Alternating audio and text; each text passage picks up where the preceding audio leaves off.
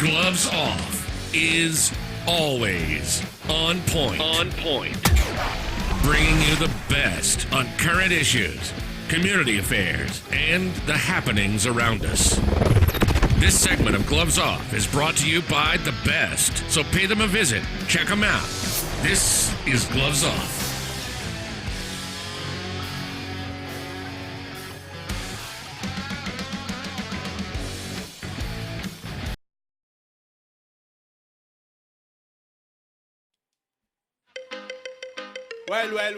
Well. You're listening to Gloves Off with Professor Buitrón. Alright then, I miss say words on point, straightforward. No jibber jabber, everybody forward. Issues, facts and solution. Get it at Gloves Off with Professor Buitrón. Alright, one other thing is a revolution. Get it on point with Professor Buitrón. Gloves Off, no nonsense issues, politics, community. A better men follow reader. Gloves Off, a revolutionary show with everything that you need to know. With Professor Buitrón. Watch ya!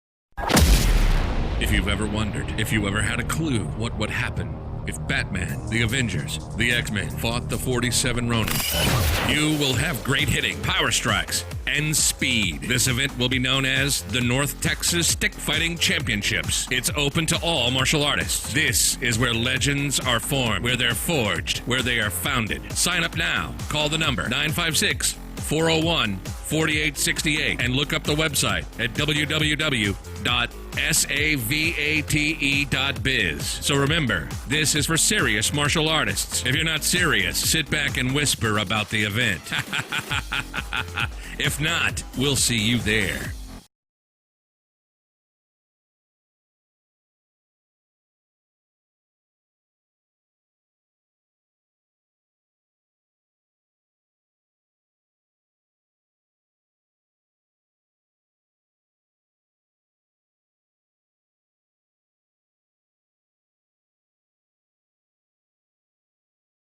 We're back at you in Gloves Off. I'm Professor Buitrón. I'm here with Sandra Whitten, great candidate for Congress. How are we doing today, Sandra? I'm good. How are you, buddy? Good. How's everything? Oh man, it's fantastic. It's so exciting to see what's going on around the state right now.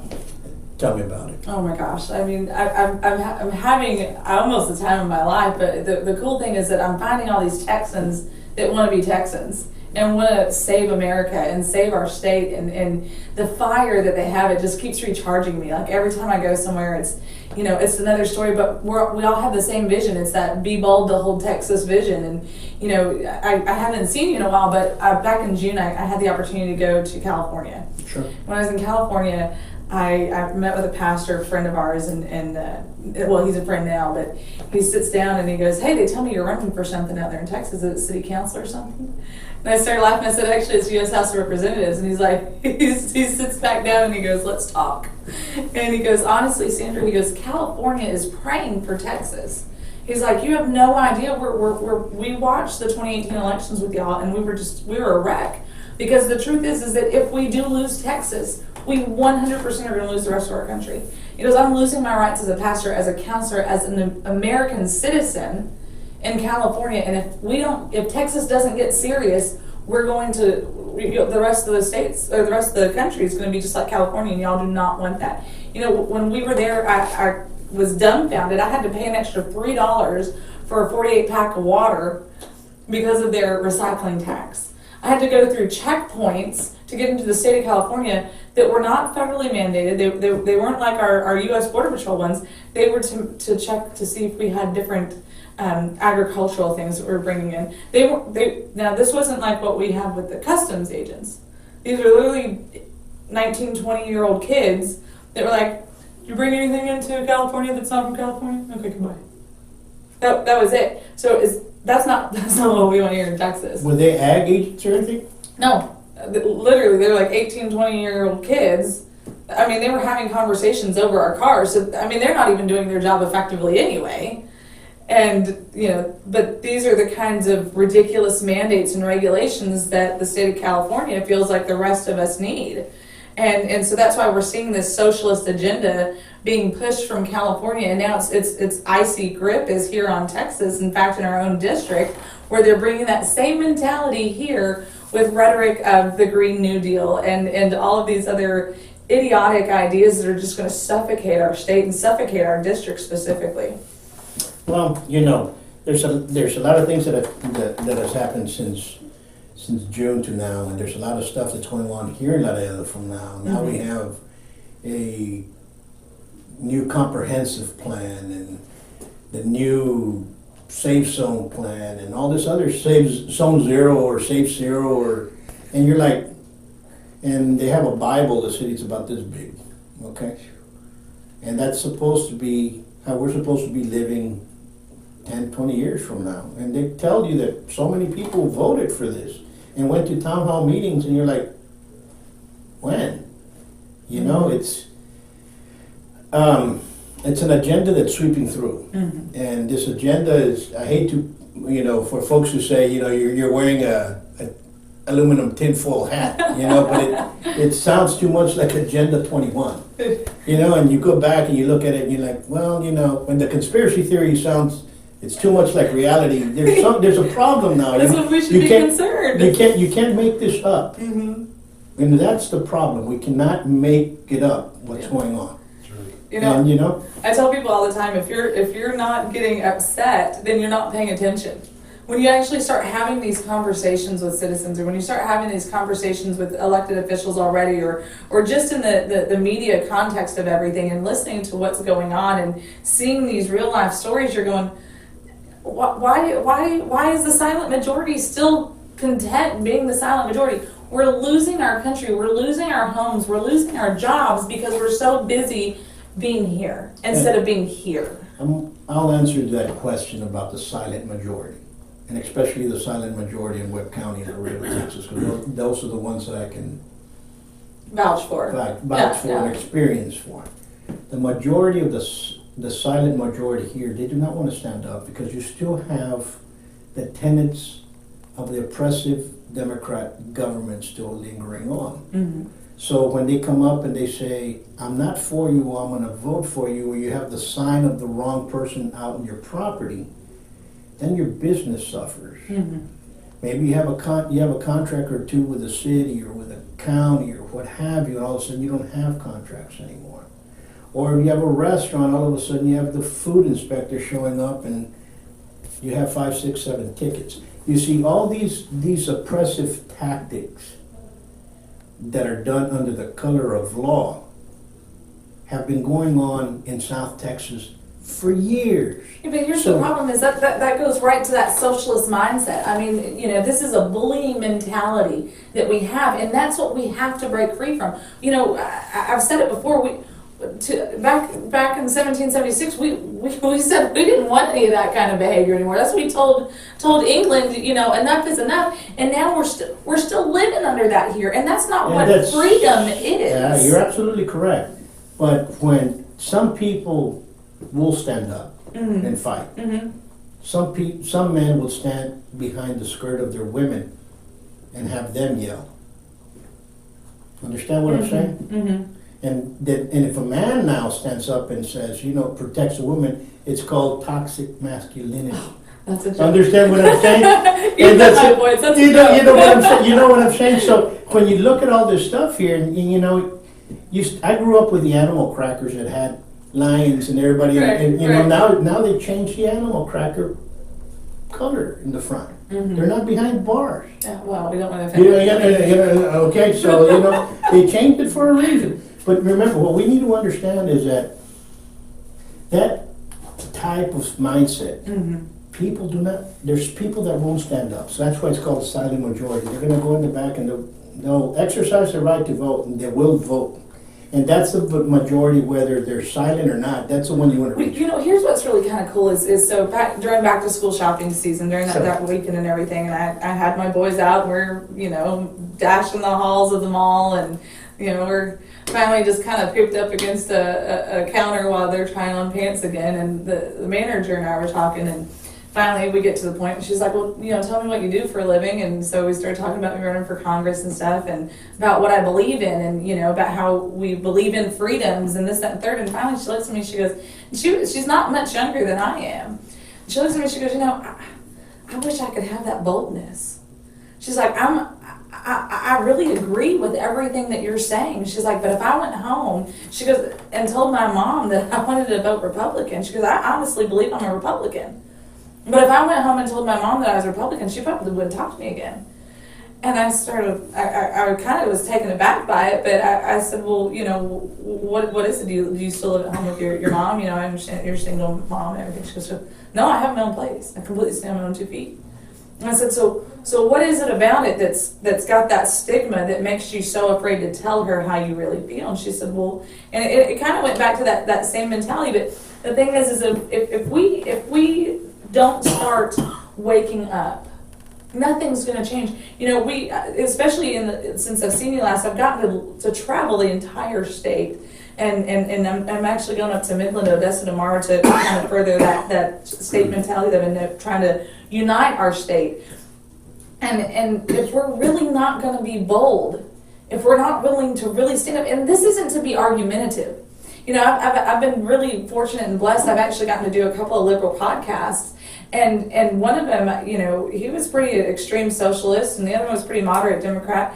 And there was me, and we had a really great conversation.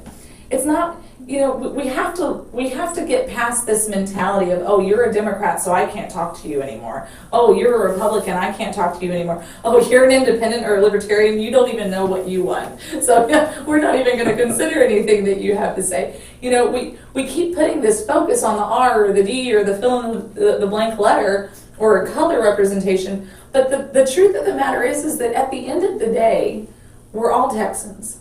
At the end of the day, we're all Americans, and we agree on so much more than what we are giving ourselves credit for. And when we start building that foundation of what we actually agree on, now we are getting to a comfortable place where we can start talking about, well, tell me why you disagree with this. Okay, well, that kind of makes a little bit of sense. Well, here's why I think that you're wrong. And it's not, I think you're wrong. This is why I disagree with what you're saying. We got to get out of this argumentative, I hate everybody mentality that's just been sweeping across the nation. We've been so fortunate down here that everything's pretty civilized. I mean, we really are. And having these conversations, you see that. People genuinely care about what somebody else thinks and feels. But then when we get to the voting box, or we get to a rally, I mean, it all goes right out the window because we're supposed to be extreme.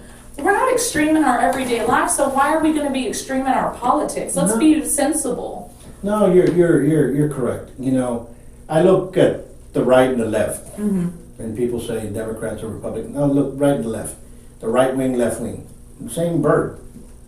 Okay, and I'm going to put this analogy out there because this is the way I think. I'm neither. I'm neither a Republican. I'm neither a Democrat. I'm going to vote for the person that's the most sensible and level-headed. Okay? So when I look at this bird, I'm going to take it, so it's a falcon. I'm the falconer. I'm going to go hunting with it. This falcon's going to bring down what I'm going to eat. And if I let the falcon go up and it brings me back a rabbit, then it did its job. But if I let that falcon go up and go down and starts killing my chickens, well, guess what's going to be in the table? It's going to be that falcon. So I'm looking at politicians that if you're doing a bad job, regardless whether you're a Republican or a Democrat, you're going to get voted out. Absolutely. Period. You know, Plain and simple. We can't be with this, oh, we can't vote him out. You already screwed everything over, but he's Republican. We're going to have to keep him. Oh, no, we have to keep her because she's a Democrat. We can't vote her out. No. You know what? The first thing, you're out. Yeah, no, I completely You lost your job. You know, there becomes this entitlement concept with politicians, Sure. and it's been kind of funny to watch. You know, you see it you see it as a regular citizen, if you will, and I mean that in the best context. But you watch the news and you think, oh my gosh, like I couldn't imagine living a day in their shoes, and all of these things, because they're things that I thought 8 months ago. Like I couldn't imagine these decisions that they're having to make, and this, that, and the third. But then when you start meeting these politicians and these lawmakers and the movers and shakers of our country, and you're going, I don't think they really have any idea what's really going on in our country. A lot of them are so out of touch, especially if they've been in these positions for such a long time. I'm a strong supporter of term limits. You and I've talked about it multiple times, and the biggest problem I see with when people are there for way too long is that they think that they own the people. They forget that we the people actually own them. It's called a public servant role for a reason. And you and I have talked about it before, and I bring Jesus back into it. Jesus came to serve man. He washed people's feet. And so that's the true sign of a servant, is what have you done? And here recently I pay attention to what's being said on my Facebook and stuff like that, and somebody posted, oh, she's just like AOC and she's just trying to come in here and she's never done anything for the community. That's the most false thing I've ever heard. I've been serving this community for the entire almost 11 years that I've been here. Whether it's been with kids, whether it's been with our law enforcement, our military, you name it. Here in Webb County specifically, where we've lived for the last 10.5 years, I've been serving. So, come at me with some factual things about me, not things that people want to make up. And I'm going to touch on what you said about serving. There's an old saying in Spanish, and I'm going to say it in Spanish and I'll translate it. Vives para servir, si no sirves para vivir. You live to serve, or else you do not deserve to live. No. That's the closest way we can translate it. And that right there, that servitude, needs to come back to the public officials. Mm-hmm. A lot of these public officials get elected, and somewhere along the line, they start acting like a actor and actress. Like, wait a minute, you want my autograph? No, I don't want your autograph. I want you to do your job. I would like you to sign something that makes sense. You know what I'm saying? So, yeah. So we need to start figuring that out. I know the popularity. It's a popularity contest. It seems like here for a while, it looked like the best bumper sticker was the one that won. So people were voting for the bumper sticker, not voting for the person. Yeah. And you were like, do you really know who this person is? No, well, he gave us a free dance. Here, he gave us a free dance, great tacos and beer. Yeah. Oh, well, okay. So the next candidate wants to make a better dance, serve more beers, and now it's not a taco, now it's fajitas. And then the next one comes around and goes, you know what, you're going to get a T-bone.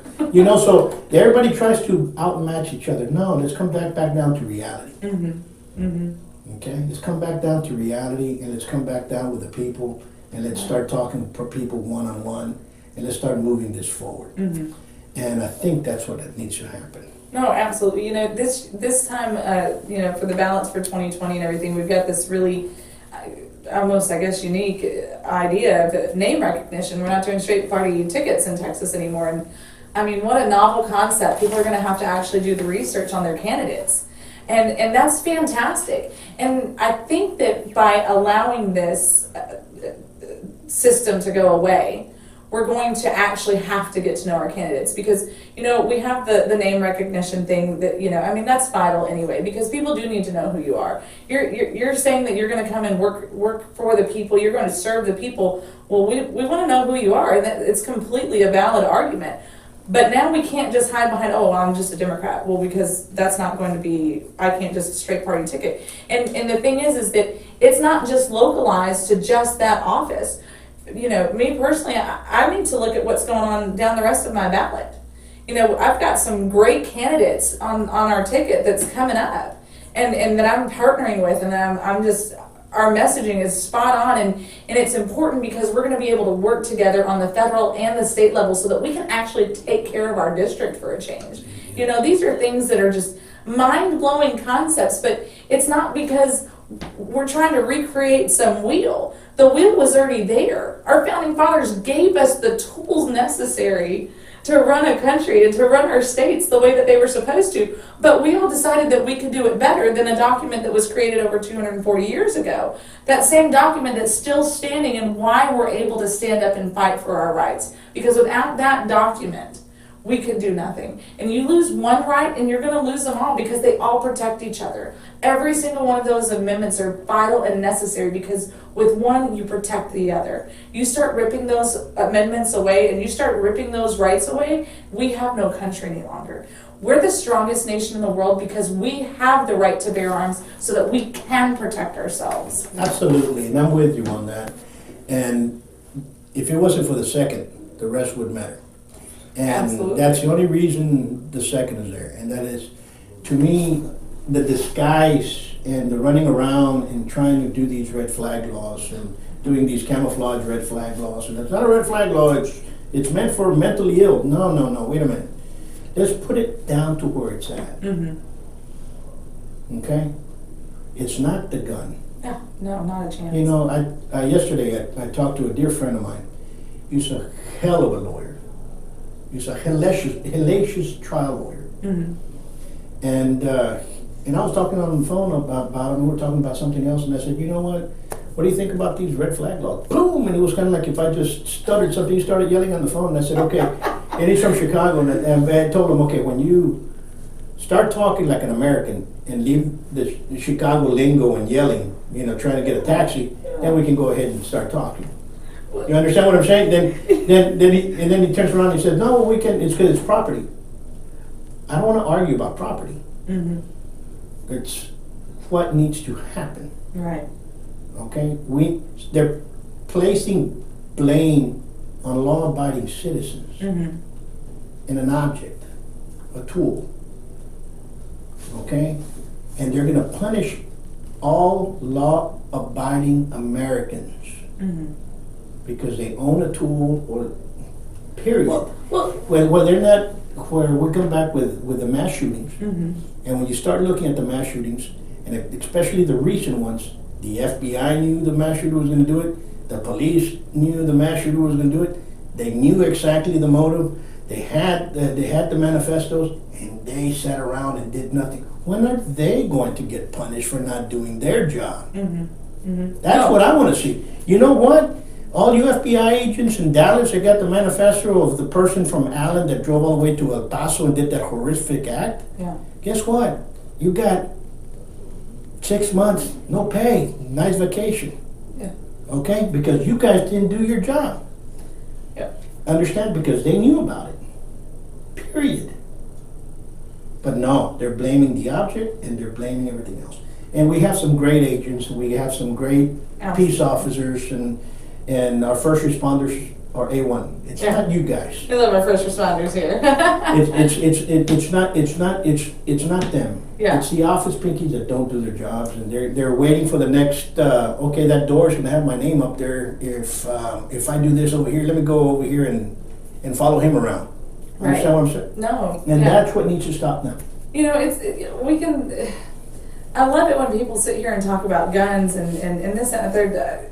Of course, you know, I, along with many other gun advocates, are quick to say, well, the first recorded murder was done with a rock. So, I mean, I don't really feel like it's the gun that it's the problem. You know, we actually took our big boys out shooting a couple weeks ago. Took them over to Arena Gun Club, and I mean, we just absolutely had an amazing time with them. But you know, what was cool is that my boys, my oldest is almost 15, my second oldest is 11, and we're out there and we're talking about it. And, you know, it is fun. You know, we're all gun people here, and we all enjoy it. But the thing is that was the first time that my kids have ever put a hand on a gun. Was that moment. Now, for the last 15 years for my oldest one, and the last 11 years for my second oldest one, we've been teaching gun to our kids. Keep your finger off the trigger. Sure. Life is precious. That right there, life is precious. That is what's going to change your mass murders. That is what's going to change the concept of our country. There's a lot more than just that. It's called education. And education. We used to live in Kentucky, and I was in 6th grade in Kentucky. We had mandatory in school gun safety. Because people And have guns. you had to learn this in school. Right. Gun safety. I'm a hunter. Mm-hmm. I taught all my kids how to shoot a gun. In fact, my son shoots a lot better than I do. Oh man, my kids were. And my son. Their my son target makes, versus my target was my unbelievable. son's- I'm a good shot. Not because he's my son, but he's done some hellacious shots. And I'm like, and he knows about it. Mm-hmm. And they walked around and they were very young with it. And guess what? That they had a .22 cricket and that bolt came off, and you better know how to walk with a rifle right behind me. Mm-hmm. And know where that rifle's pointing all the time before I'm even going to put the bolt back in there, before you're even going to shoot. Oh, absolutely. Period. And that was a year and a half, and he was right behind me walking with a gun without a bolt. Mm-hmm. And that's just the way it is. Right. Hunting is a privilege that we have. Mm-hmm. But just like in hunting, we have a license. We have to buy a license. And people say, we don't restrict people for them not to have handguns. Really? The state of Texas restricts a lot of people, a lot of men from not being able to have a gun. A lot of these men that fall back on their child support, well, guess what? They're not able to get hunting licenses. Mm-hmm. They're not able to get concealed handgun licenses. They're not able to go hunting anymore. So when people say we do not restrict people, yes, there's already restrictions in place. And there's already restrictions in place, especially to men, in other states, especially if they go in front of a court and all of a sudden they're getting a divorce and the lawyer throws a silver bullet out there. Oh, he threatened her over here, and all of a sudden, bingo, with a restraining order, and the guy's like, what? Yeah. And nothing happened, because there's a lot of cry wolf as well. Oh, yeah. Understand? Of course so there is. there's the legitimate ones and there's the cry wolf ones. And the cry wolf surpasses the other ones, regardless. That's just the way it is. Mm-hmm. But what I'm coming back at is that when we fail, as they have failed, Mm-hmm.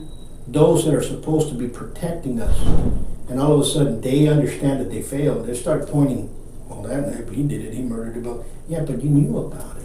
Who's going to punish them? Well, we sit here and we talk about licenses and stuff like this, and it's a loose argument, and I'll admit it up front, but how many people do you know drive a car? I know a lot of them. How many people do you know drive a car without a license? I know several. How many people do you know drive a car without a license and without insurance?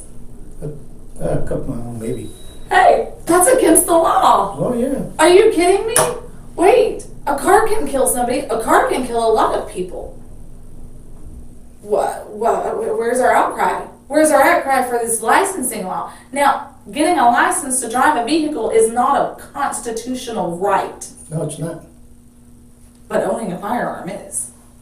You see, that's So, we keep trying to hammer these ridiculous ideas out, and the merit is not there. There's no foundation for it. The argument completely falls apart. the problem is people are doing this with feelings and emotions, Yeah. and it's fine. We understand that. But the problem is that we have to step back and sit down and say, okay, let's look at the big picture. Now, I'll take it a step further with that. How many people do you know do drugs? Personally, I'm a law enforcement family, so not very many.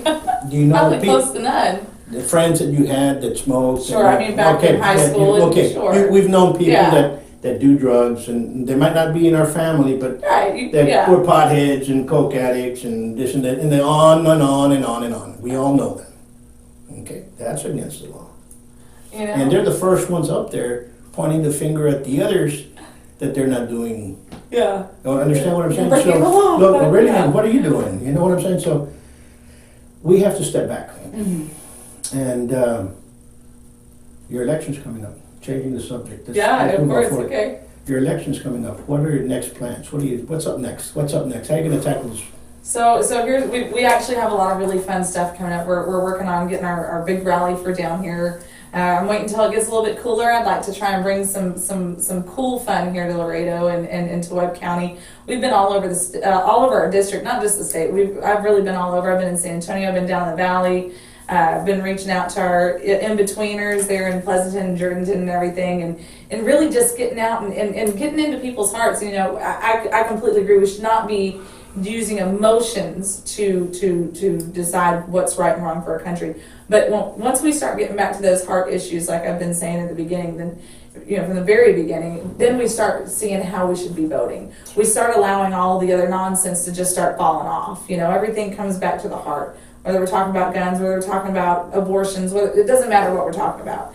It comes back to how can I look myself in the mirror every day with these decisions that I need to make.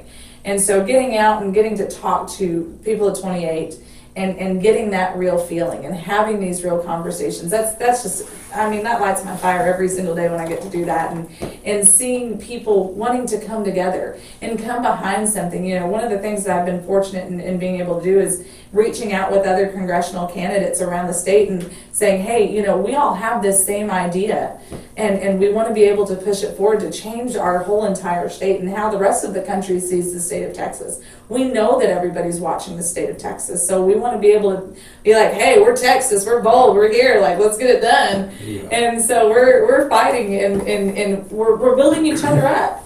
There's a lot of things that I can talk really strong on that somebody a little bit further north of our district can't talk as strongly on, especially like border security or things along those natures.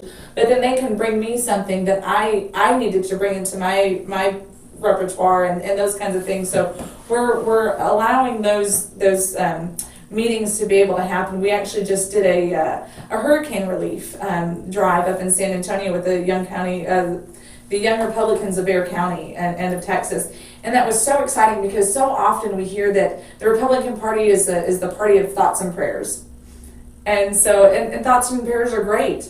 But when there's something more that we can do, we should be doing it. So my big push and one of my big things is we're not just the party of thoughts and prayers, we're the party of thoughts, prayers, and actions. Actions always speak louder than words. I tell everybody that. I'm like, that's great. I hear your words. Now let's see what we can do with it. Yeah. And so those are the things that we're doing. We're actually putting boots on the ground and getting things done throughout our district and throughout our state, and showing that we are not just an idle party any longer, that we can't just be the silent majority. And what's happening is it's catching on like wildfire, because people are going, you know what? It's actually not such a bad idea to be considered a conservative. They're not that bad of people. You see, that's the word right there. The word is conservative. And the silent majority are the conservatives. Mm-hmm. Whether, like I said, whether right. Democrat or Republican, the conservatives are conservatives. And those are the ones that are going to vote people in or vote people out. Yeah. Mm-hmm. And those are the ones that are going to vote against tax raises and tax allowments, or guess what? We're not going to vote for them. It's the same silent majority that voted against the jail. Mm-hmm. Okay? Here in Webb County. Mm-hmm. And it's that same silent majority that voted for Trump over Hillary in a heavily weighted Democrat environment. So that silent majority has to be touched. And I understand their fears, because not everybody's a fighter. Right. Not, God made different people.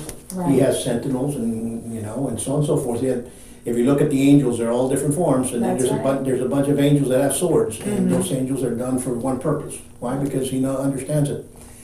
To tolerance, you need to use a weapon against it. Right. So, in understanding that, there's some people that are going to stand up and take the fight head on, and there's others who are not. Right. And I know that you're a woman of faith. Yes. And just like in Mark, he said what? You sell your cloak and go buy yourself a sword. As in Luke, yeah. And Luke, exactly, and that's exactly what it's for. Because you have to go out there and fight. Right. And we all have to fight. And you have to be willing to do something. And one of the things that has been fun for me is kind of stepping out of I was the silent majority. I kept my politics to myself, and if anybody asked, of course I'd let them know how I felt, or respectfully always. And so to see myself transition from the quiet conservative, if you will, to the, hey, we got to be bold, like we got to do a thing. And you're right, it's not everyone's role. Just like with gun rights, not everyone wants to carry a gun, and that's okay, because that's your right. I will equally protect your right to not carry one as much as I will protect your right to carry one. And so it's that kind of mentality we've got to break the mold and think that it's just about me and my little circle and da-da-da-da-da. No. Look at what happened in El Paso, and this is where I'm going to take it for just a second. When people have a genuine want to do something when the need is there. There was a gentleman in El Paso who literally was picking up Coca-Cola bottles to throw at the gunman. because that was the only thing he could do to fight back. He wanted to protect people, so it's important that you get that mentality of it's stand up, do something bold, be radical, but don't do it disrespectfully. We touch El Paso and El Paso shooting, and that just happened right now, so we cannot go that far as how to study over there, because number one, I do not know them all. I do not know the Walmart where it happened. A lot of people's... I was there. What happens is, does it have a you can't carry a weapon sign outside? Does it have one or not? Nobody knows if it does or it does not. Nobody's ever mentioned that if it does or does not. Walmart here now changed everything since then. But what I'm saying is, in the Walmart here, I've seen people carry openly. Mm-hmm. The first person I ever saw carry openly was a woman here in this Walmart. Mm-hmm. Okay? And I've seen a gentleman here as well, and I've seen 4 people in this Walmart right off of IH-35 carrying openly. Right. So when that happens in the state of Texas, for somebody not to have a weapon there, it kind of goes with me the wrong way. Mm-hmm. Was it the only Walmart, or was it the mall that was saying you can't carry a weapon here? Mm-hmm. Was it prohibited by that sign? If so, then I understand. But I also do not understand how you have ways of... I come from a fighting background, mm-hmm. okay? I teach people how to defend themselves, and that just bites me the wrong way, okay? You have a lot of veterans. Mm-hmm. You have a lot of people that are in there, and to nobody do something, then it just shocks me. You have a lot of women, and guy come out talking about doing more than one shooter. There's a lot of stuff there that just doesn't click. Right. Understand?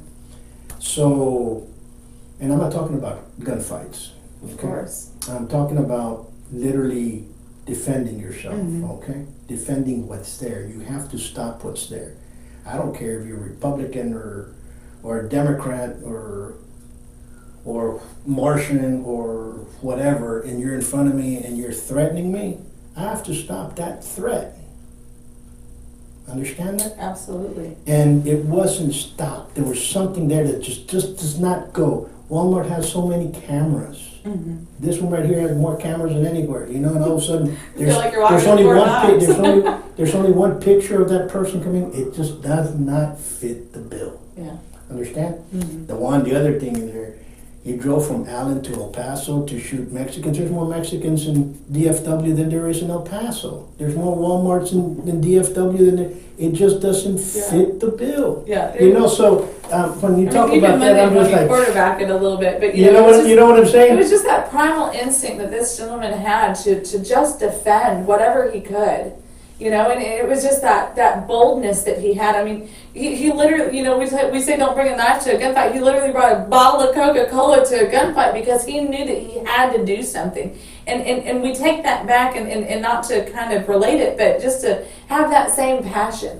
What are we passionate about? What is it that we're willing to do to save what we have?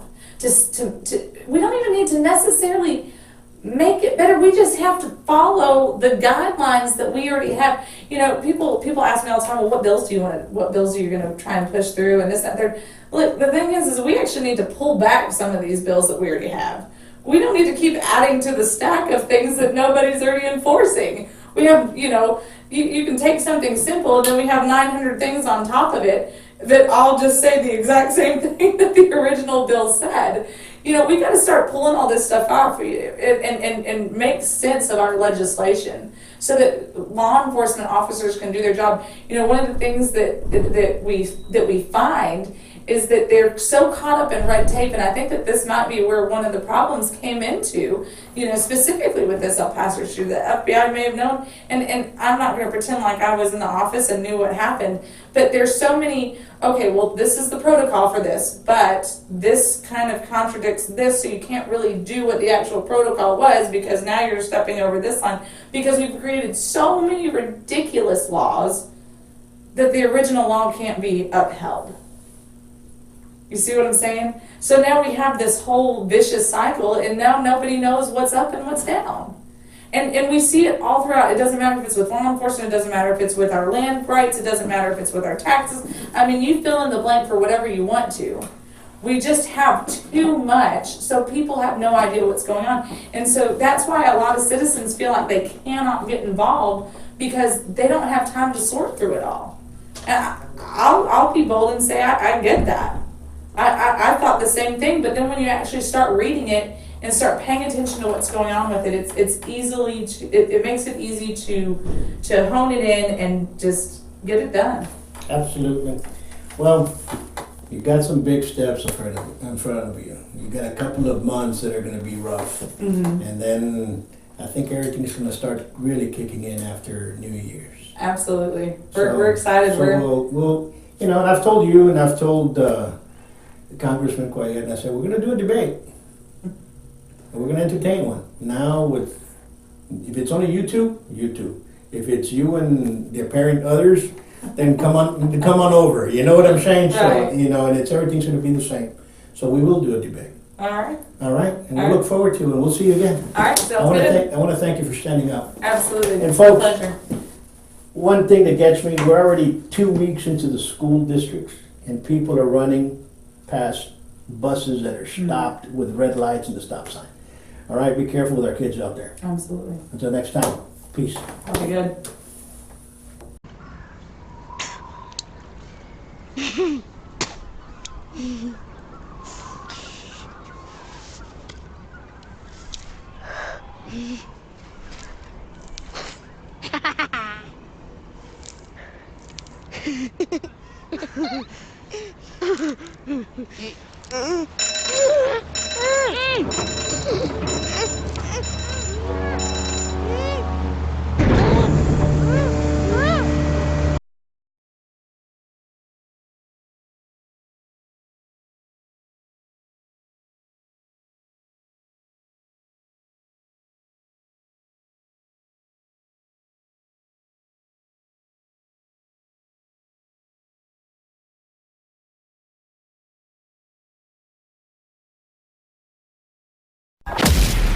If you've ever wondered, if you ever had a clue what would happen if Batman, the Avengers, the X-Men fought the 47 Ronin, you will have great hitting, power strikes, and speed. This event will be known as the North Texas Stick Fighting Championships. It's open to all martial artists. This is where legends are formed, where they're forged, where they are founded. Sign up now. Call the number 956-401-4868 and look up the website at www.savate.biz. So remember, this is for serious martial artists. If you're not serious, sit back and whisper about the event. If not, we'll see you there.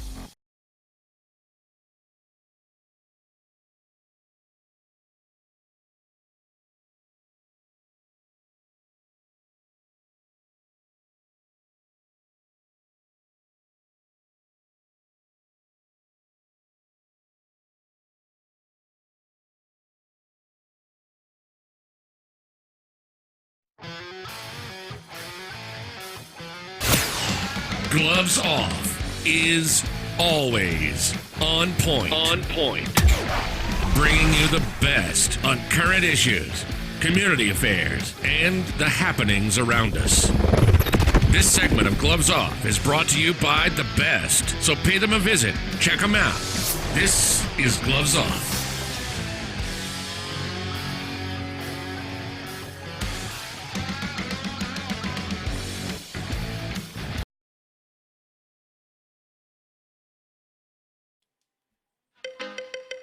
Well. You're listening to Gloves Off with Professor Buitrón. Alright then, I say words on point, straightforward. No jibber jabber, everybody forward. Issues, facts and solution. Get it at Gloves Off with Professor Buitrón. Alright, one other thing is a revolution. Get it on point with Professor Buitrón. Gloves Off. No nonsense issues, politics, community. A better men follow reader. Gloves Off, a revolutionary show with everything that you need to know. With Professor Buitrón. Watch ya!